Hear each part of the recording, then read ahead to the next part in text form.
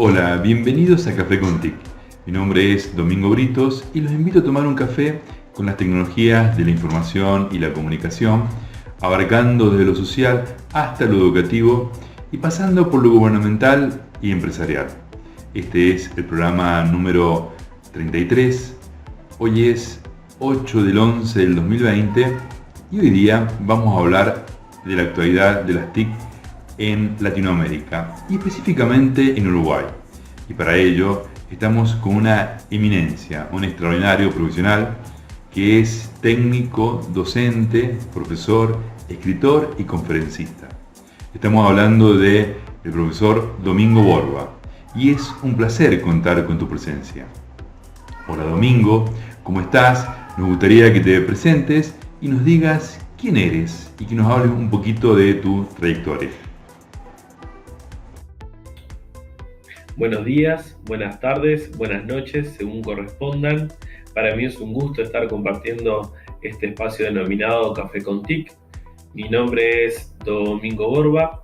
Actualmente soy docente, escritor y conferencista. Soy licenciado en educación, magíster en educación especial, técnico en informática y sobre todo trabajo en las temáticas de cómo hacer un uso tecnopedagógico de las herramientas digitales para mejorar los procesos de aprendizaje en los estudiantes.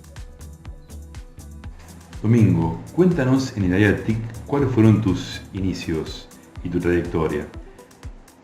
Cuéntanos cómo te fuiste acercando a esta área. En el área de las TIC, de las nuevas tecnologías, me inicié desde muy pequeño. Desde chico siempre me interesaba desarmar juguetes, entender cuál era su lógica, cuál era su mecanismo, de qué forma funcionaban y de qué forma podía hacer nuevas creaciones. En ese contexto fui avanzando en mi educación tanto formal como informal y me di cuenta que sin importar la profesión que eligiera, la tecnología iba a ser una parte fundamental, iba a ser un eje transversal a ella. En eso decidí ser docente de matemática y al comenzar a estudiar la carrera me di cuenta que la programación y la lógica que uno emplea para diseñar distintos robots era lógica completamente matemática. Y ahí me di cuenta que teníamos una grieta, un eje transversal en el cual podíamos trabajar. Luego, estudiando ya la licenciatura en educación, empecé a darme cuenta que las nuevas tecnologías potencian muchos procesos de aprendizaje sin importar el área del conocimiento, por lo cual nuevamente aparecía este concepto de transversalidad en las nuevas tecnologías. Luego, en mi especialización como magíster en educación especial, me di cuenta que para las personas en situación con discapacidad, las tecnologías logran hacer cosas que antes o de otra forma no lograrían hacer, con lo cual se vuelven una herramienta que potencia el desarrollo humano.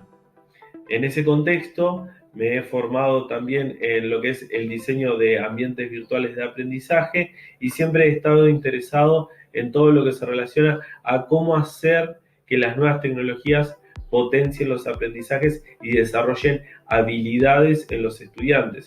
¿Qué tipo de habilidades? Bueno, habilidades para la vida, la que tienen que ver con el pensamiento crítico, la comunicación, la resolución de problemas ambiguos y complejos en la realidad que nos encontramos. Y actualmente, en este contexto de COVID-19 que nos invade como sociedad, como gran aldea mundial, nos dimos cuenta que las nuevas tecnologías generaban ese puente. Sí, es verdad que podemos discutir de que quizás algunos estudiantes no podían acceder a ella y que quizás tuvimos que seguir con un formato papel, yendo a la casa de esos estudiantes, que esos estudiantes tuvieran que venir a las instituciones a buscar fotocopias y demás, pero también es verdad que con muchos otros se lograron muchos aprendizajes y se siguieron potenciando los mismos. De hecho, ahora en el siglo XXI, cerca de los finales de los 90, se empezó a trabajar con un concepto que tiene que ver con el STEM, que es el desarrollo en algunas áreas, que tiene que ver con la ciencia, de eso la S, Science, la T de Technology, la tecnología, la E de Engineer, de ingeniería, la M de Mathematics, que es las matemáticas. Y algunos pueden agregar también el STEAM pensando en las artes. ¿Por qué? Porque al momento de diseñar quizás un videojuego, quizás un robot, estamos también vinculando ciertas áreas de las artes porque ese producto tiene que ser bello, tiene que ser atractivo y además tiene que tener una funcionalidad muy rica. Como verán, estoy hablando de un abanico muy amplio del uso de las nuevas tecnologías. Tenemos lo que es robótica, tenemos lo que es pensamiento computacional, tenemos lo que es programación, tenemos lo que es recursos educativos abiertos, tenemos lo que son programas para generar objetos de aprendizaje, entre otros. Además de estar interesado en el uso de las nuevas tecnologías y cómo aplicarlas a la educación, también me he centrado en lo que es el diseño instruccional de diversos cursos a nivel nacional y a nivel internacional, e incluso he realizado algunas publicaciones en conjunto con un compañero que aprecio mucho, un gran amigo, Mariano Ábalos, y otras personas con las cuales hemos realizado distintas investigaciones que tienen que ver con la implementación de las nuevas tecnologías en educación y sobre todo en la sensibilización para un uso docente que sea correcto, que sea preciso y que tenga una planificación potente y previa como respaldo. ¿Cómo ves la educación en el área TIC en Uruguay y Latinoamérica? Y si podés hacer una comparación con los países más desarrollados de este mundo. ¡Wow! Qué pregunta tan compleja me estás realizando, esto de tener que poder pensar cómo está la educación en cuanto a TIC aquí en Uruguay y qué es lo que sucede en Latinoamérica. Pienso en complejo por la siguiente cuestión. Cuando estamos realizando estas comparaciones, este tipo de análisis, tenemos que también pensar en una reseña histórica y darle contexto a la situación. Los distintos países han pasado por distintas situaciones y actualmente también están en otro momento. No nos olvidemos que tenemos que pensar en lo que son políticas educativas, tenemos que pensar en la parte económica, tenemos que pensar también en lo que tiene que ver con la formación a nivel terciario de nuestros docentes, que sabemos que su formación base por lo general no tienen un fuerte pilar en cuanto a lo que son las nuevas tecnologías, con lo cual empiezan a construir una pequeña falencia que después se empieza a traducir en cómo hacen el uso de las mismas en el aula. En Uruguay hemos tenido la ventaja de que la ANEP, que es el organismo regulador mayor, y Plan Ceibal han estado impulsando de forma continua el uso de estos recursos. También se han otorgado distintas figuras de apoyo. Lo que es en educación primaria ha estado en lo que le decimos el maestro MAC, que es el maestro de apoyo Ceibal, que es un maestro que se encarga de trabajar con los estudiantes y con los docentes en el uso y adquisición de nuevas herramientas. Luego hemos tenido la figura llamada dinamizador, que es un maestro que se encarga de poder pensar con el maestro y planificar el diseño de las actividades, no tanto llevarlas a cabo, sino poder empoderar a ese maestro para que pueda trabajarlas con sus estudiantes. En educación media ya tenemos algunos cargos que en cuanto a los estudiantes que tienen un nivel cognitivo más alto, que están en un estadio cognitivo diferente, tenemos distintos roles, algunos que tienen que ver y se denominan asistente encargado de laboratorios digitales, que se encargan de poder administrar, de poder abastecer de todos los recursos, y después tenemos los docentes orientadores en el uso de las tecnologías, que también está a nivel superior, que son figuras que se encargan de apuntalar, de poder apoyar a ese maestro que quiere incorporar y hacer uso de las herramientas. Eso está pasando a nivel Uruguay. Además de eso, hay un montón de iniciativas que intentan apoyar, que intentan apuntalar lo que es el trabajo con las nuevas tecnologías, como lo son los programas de pensamiento computacional, que hay muchos mentores que se encargan de poder estar apoyando desde allí. Se realizan muchas jornadas, hay muchos expertos, hay otras fundaciones como Fundación Telefónica que se encarga de brindar talleres. Fundación Telefónica, además de estar en Uruguay, está en otras partes del mundo.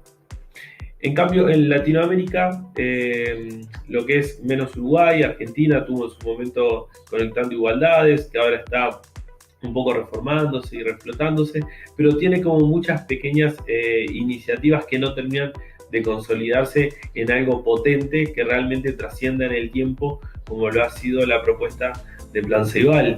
En otros países como Paraguay también se ha implementado algo similar para poder entregar un dispositivo a cada uno de los estudiantes, pero sin mayores repercusiones.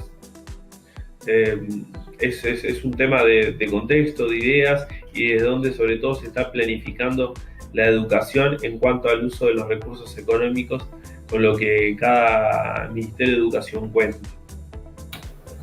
Si pensamos en hacer una comparación con países con niveles económicos superiores, que estén más desarrollados, si bien tienen los recursos, si bien tienen los dispositivos, Uruguay igual se sigue posicionando en uno de los países que hace el mejor uso de las nuevas tecnologías. ¿Por qué? Porque a pesar de la formación y quizás a pesar de alguna falta de recursos, estamos con una conexión en nuestras escuelas públicas de que es muy buena. Es más o menos cerca del 90% de las escuelas tiene una conexión que es estable, que permite navegar, que permite descargar, que permite usar bastantes programas en línea para poder programar y hacer distintos desarrollos de contenidos. Y eso, si lo miramos a nivel mundial, es algo que no se encuentra en todos los países y es una condición fundamental, es una condición que tiene que ver con el acceso a. Si no tenemos el acceso a Internet, no podemos tener los dispositivos, no importa las formaciones que tengamos, porque no tenemos la infraestructura para poder aplicarlo. Si bien hay otros países que también están empezando a trabajar con las tecnologías y algunos hasta han desarrollado algunos dispositivos particulares, como en el caso de la BBC, que ha desarrollado la placa Microbit.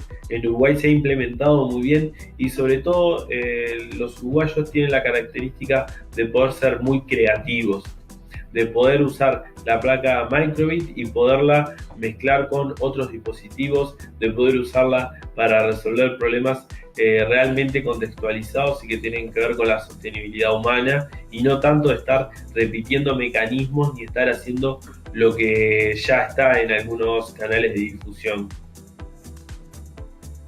Muchísimas gracias, Domingo.